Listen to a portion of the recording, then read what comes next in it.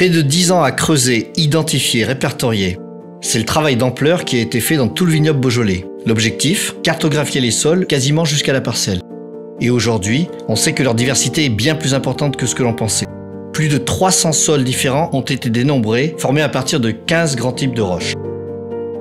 En 2018, cette mosaïque exceptionnelle a reçu le label Géoparc mondial UNESCO et les vignes occupent 10% du géoparc beaujolais.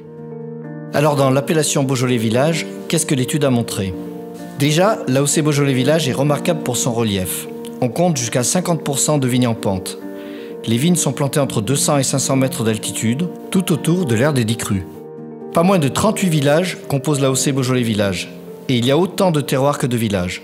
Dans l'appellation, on rencontre essentiellement des roches très anciennes, qui datent de l'ère primaire.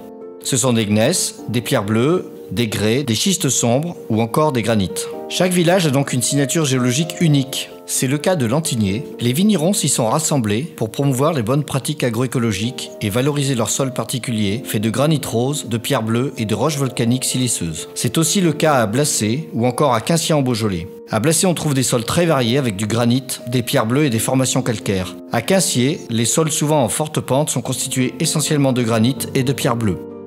La connaissance des sols est une aide précieuse pour l'implantation des vignes et le travail des vignerons. Elle permet également de mieux comprendre le caractère des vins. En Beaujolais, on produit des vins rouges, des rosés et des blancs. Des vins d'une grande diversité qui reflètent la richesse des terroirs.